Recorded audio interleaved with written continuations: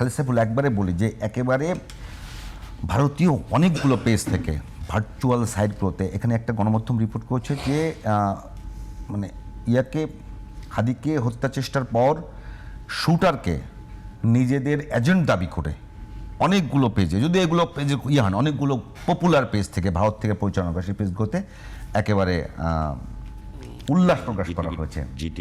তো আমার প্রশ্নটা হলো মানে এতগুলো মোটামুটি যে দেখা যাচ্ছে যে হাদি পুরোটা অ্যান্টি ইন্ডিয়ান যে ক্যাম্পেইনটা সচল রেখেছে, তো তাকে রক্ষা করতে বাংলাদেশ সরকার, বাংলাদেশের নিরাপত্তা বাহিনী, বাংলাদেশের গোয়েন্দা সংস্থার পেয়েছে, তারপরে অনেকগুলো এভিডেন্স থাকবার পরেও আপনারা একে অপরকে দোষারোপ করছেন রাজনীতিবিদরা, এটা কি বলবেন?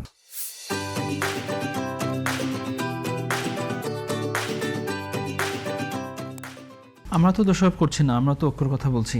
আমরা দেখেন আমাদের এই ঘটনার পরে জাস্ট কিছুক্ষণ পরে আমাদের নেতাদের থেকে স্টেটমেন্ট গিয়েছে এবং স্টেটমেন্টগুলোতে খুব স্পষ্টভাবে বলা হয়েছে যে এই ঘটনার জন্য কে দায়ী সেটা এখনও স্পষ্ট না এবং আমাদেরকে সংযত থাকতে হবে কাউকে এ বিষয়ে দোষারোপের ব্যাপারে। আপনি যখন ফ্যাক্টসগুলো ক্লিয়ার হয়, অর্থাৎ কে হত্যাকাণ্ড ঘটিয়েছে, কারা সহযোগী ছিল, তাদের পরিচয় কী, এই জিনিসগুলো তো আমাদের কাছে যখন স্পষ্ট হবে তখন আমরা তাদেরকে দায় দিতে পারবো।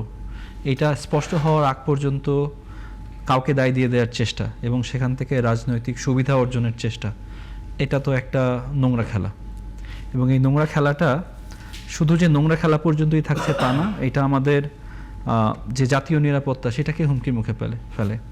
আমাদের যে একটা গণতান্ত্রিক উত্তরণ দরকার, নির্বাচনের মাধ্যমে নিয়মতান্ত্রিকভাবে শান্তিপূর্ণভাবে আমাদের একটা সরকার গঠন করা দরকার, সেটাকে হুমকির মুখে ফেলে। এই জন্য কিন্তু আমরা একদম এটা হওয়ার সাথে সাথে অফকোর্স প্রথম ইনস্টিংক্ট হচ্ছে আমার যারা শত্রু তাদেরকে দায় দেয়া, আমার যারা সহযোগী না তাদেরকে দায় দেয়া, অথবা নির্বাচনে আমি যেটা বললে সুবিধাজনক অবস্থানে যাব তাদেরকে দায় দেয়া, এটা সবার ফার্স্ট ইনস্টিংক্ট থাকে এবং সেই জায়গা থেকেই আমরা বের হয়ে যাওয়ার জন্য কিন্তু আহ্বান করেছি এবং আহ্বান করে আমরা বলেছি যে এখন আমাদের সংযত থাকতে হবে। যে ঘটনা ঘটেছে, আপনার কাছে কি মনে হয় না যে একেবারে মির্জা আব্বাসের সঙ্গে যে আচরণগুলো করা হয়েছে, একজন রাজনীতিবিদ হিসেবে আপনি যেহেতু না, আমার মনে হয় না সেটা ঠিক করা হয়েছে। মির্জা আব্বাস আমার যে প্রিয় রাজনীতিবিদ তা না, মির্জা আব্বাস থেকে আমার প্রিয় রাজনীতিবিদ হতে হবে না। খারাপ ভালোকে ভালো, তাকে যে দোষারোপ করা হয়েছে, তাকে দেখতে গেলে তার সঙ্গে যে বিহেভগুলো করা হয়েছে, এটা কি যৌক্তিক আচরণ মনে করেন? না, আমার কাছে বাংলাদেশের রাজনীতিতে কি মানে খারাপ নজির তৈরি করছে না? আমার কাছে এটা ভালো আচরণ মনে হয় না। আমি খুব স্পষ্টভাবেই বলছি, এটা আমার মনে হয় না করা উচিত হয়েছে। একজন মানুষ, টোটাল আপনাদের যারা প্রতিপক্ষ তারা একটা ঘটনা ঘটাবে, আপনারা নিজেরা ঝগড়া করবেন, এটা পেয়ে কিছু আমার তো মনে হয় না ঝগড়া করা উচিত। আমি যেটাই বলছি, ব্যবধানে আধা ঘন্টার ব্যবধানে যেই লোকগুলো মির্জা আব্বাস যাওয়ার পরে আজে বাজে উক্তি করতেছিল, একটা পরিস্থিতি ঘোলাটে করার চেষ্টা করছিল, আধা ঘন্টা পরে আরেকজন নেতা যাওয়ার পরে তার আগমনকে শুভেচ্ছা স্বাগতম জানিয়েছে। আমার মনে হয় মানে এটা ভালো আচরণ না একদমই, এবং এইটা করাটা রাজনৈতিক শিষ্টাচারের মধ্যে পড়ে না।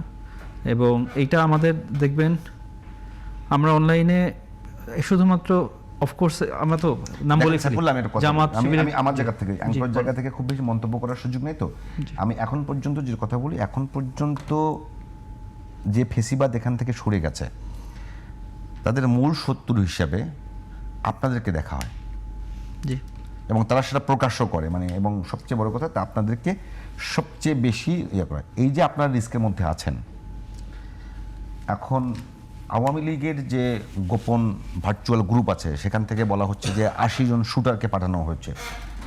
তো 1 নাম্বার, 2 নাম্বার হাদির উপরে ঘটনা, 3 নাম্বার আজকে একটা এসছে যে এখন পর্যন্ত যে অস্ত্রগুলো উদ্ধার হয়নি, লুট হওয়া অস্ত্র উদ্ধার না হওয়া পর্যন্ত নির্বাচনকে স্থগিত একটা নোটিশও হয়েছে।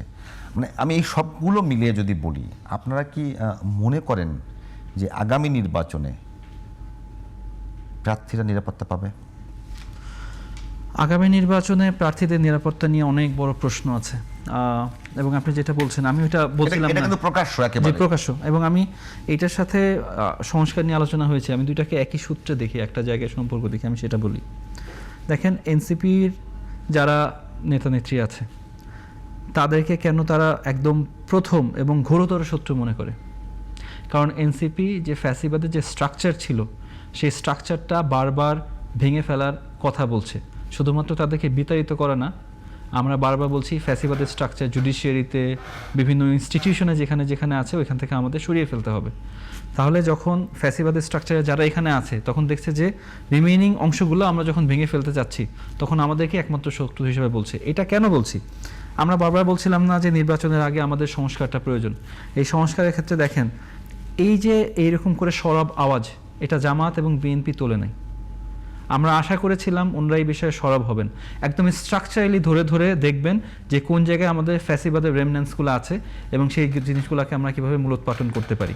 এই বিষয়ে শুধু এনসিপির আওয়াজ না, এই বিষয়ে যদি আমাদের সম্মিলিত আওয়াজ থাকতো তাহলে আমরা হয়তো বাংলাদেশকে এখন একটা ডিফারেন্ট জায়গায় পেতাম। এখন এই বিষয়ে সম্মিলিত আওয়াজ ছিল না, এবং এই জন্য ওনারা বলছেন কি যে আমরা নির্বাচনের জন্য একদম সীমিত যে সংস্কার আছে সেই সংস্কার করে আমরা নির্বাচনে যাই। ভালো কথা, আমি যদি এটা বিশ্বাস করতে চাই আমার কিন্তু একদম ফুল এজেন্ডা লাগবে, যে তাদের কাছ থেকে দেখতে হবে দিজ আর দ্য পিপল, এই মানুষগুলা বা এই দলগুলা এমনভাবে তারা এজেন্ডা সেট করছে যে তারাও কিন্তু ফ্যাসিবাদের স্ট্রাকচারটাকে সমূলে উৎপাদন করবে নির্বাচনের পরেও যেই ক্ষমতায় আসবে। আমরা কি সেই নিশ্চয়তা পাচ্ছি?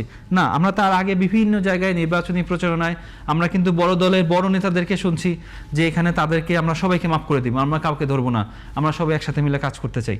যারা আপনাকে হত্যা করতে আসে তাদের সাথে আপনি কীভাবে একসাথে কাজ করবেন? আপনি যারা গণতন্ত্র চায়, গণতন্ত্রে বিশ্বাস করে, তাদের সাথে আপনার মতের অমিল থাকতে পারে, সেক্ষেত্রে আপনি তাদের সাথে একসাথে করে কাজ করতে পারেন। রহমতুল্লাহ ভাইয়ের সাথে আমার মতের অমিল, একটু আগেই আমরা কথা বললাম, বাট আমরা একসাথে বসে এক রুমে বসে আমরা গণতন্ত্রের জন্য ফাইট করতে পারি। বাট এটার মধ্যে যদি আরেকটা অংশ আছে যে অংশ এই গণতন্ত্রে বিশ্বাস করে না, তারা বিশ্বাস করে যে আমি যদি বাংলাদেশকে কন্ট্রোল করতে না পারি বাংলাদেশকে আমি জ্বালিয়ে দিব, আমি যদি বাংলাদেশকে কন্ট্রোল না করতে পারি আমি তাদেরকে হত্যা করব। তাদের সাথে করে আপনি কিভাবে এই জিনিসটা করতে পারেন? সামনে এগিয়ে যান। যেখানে ছাত্রলীগকে সন্ত্রাসী একটা বাহিনী হিসাবে ঘোষণা করা হয়েছে, এবং তারপর অনেকগুলো জায়গায় যখনই আমরা এই ফ্যাসিবাদের স্ট্রাকচারটাকে ভাঙার কথা বলেছি আমরা বারবার শত্রু হয়েছি, অন্য অন্য বড় দলের থেকে সেখানে আমরা বাধা পেয়েছি, এবং সেটার ফলাফল এখন পাচ্ছি। হাদির ক্ষেত্রে ফলাফল আসছে, অন্য অন্য জায়গায় আসছে। আমি ডিরেক্টলি এটা বলছি এই কারণে যে আমরা যখন এইরকম অনৈক্য থাকে তখন কিন্তু ওই স্ট্রাকচারগুলা যারা আমাদের শত্রু তারা কিন্তু আরও একটি শক্তি পায়, এবং এটার ব্যাপারে মোটামুটি সবাই একমত হয়।